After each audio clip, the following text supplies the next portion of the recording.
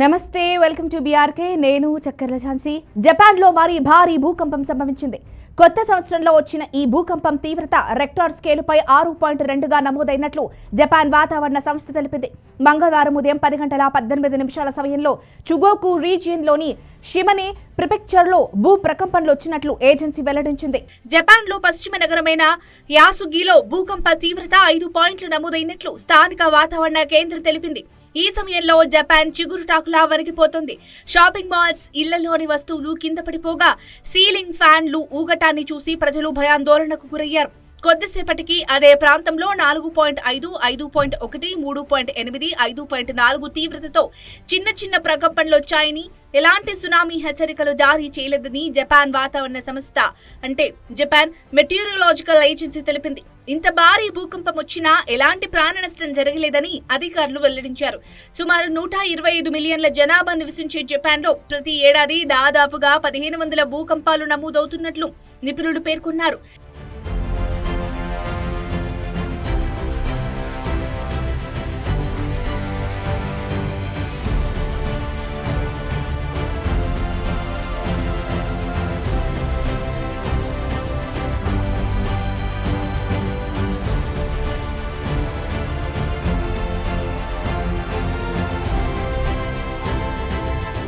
తాజాగా సంభవించిన భూకంపానికి సంబంధించి కొన్ని వీడియోలు నెట్టింట వైరల్ అవుతున్నాయి. ఒక వీడియోలో మెట్రో రైల్వే స్టేషన్ చుట్టుపక్కల భవనాలు కదలడం స్పష్టంగా కనిపిస్తోంది. భూకంప కేంద్రం భూమి లోపల సుమారు 10 కిలోమీటర్ల లోతులో ఉన్నట్లు అధికారులు గుర్తించారు. భారీ భూకంపం నేపథ్యంలో ఆఫ్టర్ షాక్స్ వచ్చే ప్రమాదం ఉందని ప్రజలు అప్రమత్తంగా ఉండాలని హెచ్చరించారు. ఇక ఇదే కాకుండా మెక్సికోలో భూకంపం సంభవించింది. మెక్సికో సిటీలో ఆ దేశ అధ్యక్షురాలు క్లాడియా షిన్బమ్ మీడియాతో మాట్లాడుతున్న సమయంలో భూమి ఒక్కసారిగా కంపించింది. దీంతో అప్రమత్తమైన సిబ్బంది అధ్యక్షురాలితో పాటు మీడియాను ఆమె ప్రసంగిస్తున్న నేషనల్ ప్యాలెస్ నుంచి సురక్షితంగా బయటకు తరలించారు. అప్రమత్తంగా ఉండాలంటూ మెక్సికో సిటీ వ్యాప్తంగా అధికారులు భూకంప హెచ్చరికలు జారీ చేశారు. భూకంప తీవ్రత రెక్టార్ స్కేలుపై 6.5గా నమోదైనట్లు అక్కడి అధికారులు వెల్లడించారు. పసిఫిక్ తీరంలో షాన్ మాక్రోస్ పట్టణానికి సమీపంలో 35 కిలోమీటర్ల లోతులో భూకంప కేంద్రాన్ని గుర్తించారు.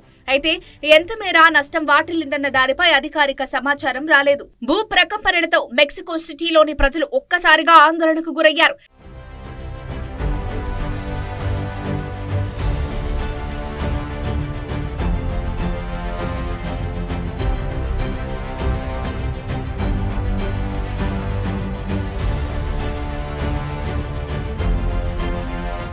భారత్ లో కూడా వరుస భూకంపాలు కలవరం పెడుతున్నాయి. ఇటీవలి ఈశాన్య రాష్ట్రాలను భూకంపం వణికించింది.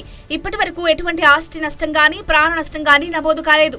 కొన్ని చోట్ల పాక్షికంగా భవనాలు దెబ్బతిన్నట్లు సమాచారం అందింది. భూకంపం దాటికి స్థానికులు ఇళ్లలో నుంచి బయటకు పరుగులు తీశారు. ప్రధాన భూకంపం తర్వాత కూడా తేలికపాటి ప్రకంపనలు నమోదు కావడంతో ఇళ్లలోనికి వెళ్లడానికి భయపడ్డారు.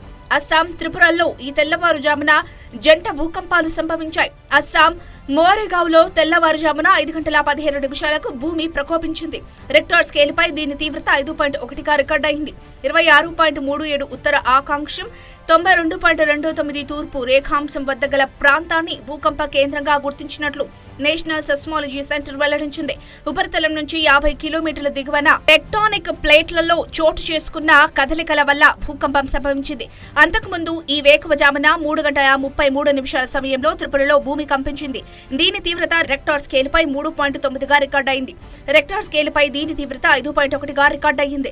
23.67 అంటే 23.67 ఉత్తర అక్షాంశం, 91.50 తూర్పు రేఖాంశం వద్ద గల గోమతి జిల్లా అమర్పూర్ ప్రాంతాన్ని భూకంప కేంద్రంగా గుర్తించినట్లు సెస్మాలజీ సెంటర్ తెలిపింది.